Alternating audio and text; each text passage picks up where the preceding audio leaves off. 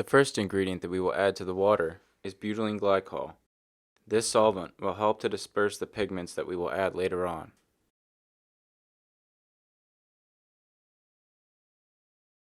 Our next ingredient is glycerin. This humectant will help to disperse the polymers that will be added next. The first of our polymers is sodium carbomer.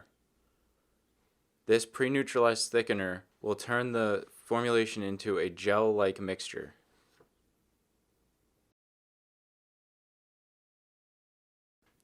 Our second polymer is hydroxypropyl cellulose. This will act as a thickener and film former in the final formulation.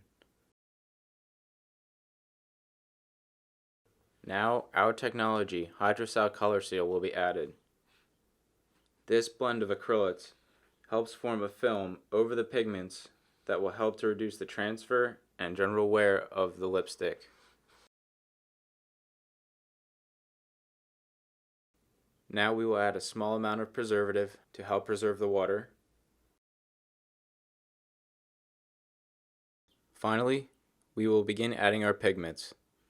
Our first pigment is Sympholight Red Dispersion, and we chose this specific blend of red and white because it gives a very nice, vibrant, attractive red. You can choose your own blend of pigments to get whatever color you choose, but we're just showing one that we think is very popular.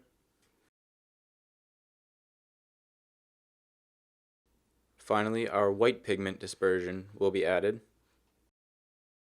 And once this formula has been allowed to mix and there are no clumps remaining, it is ready to be packaged and ready to go.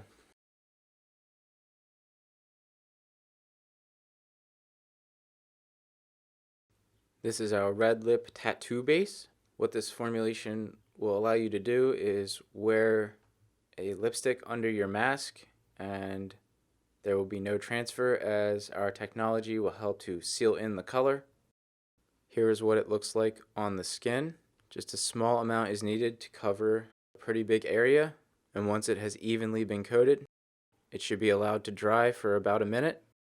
Now that it has been allowed to dry, you can see that even though I'm pulling on it pretty hard, it is not transferring to my finger at all.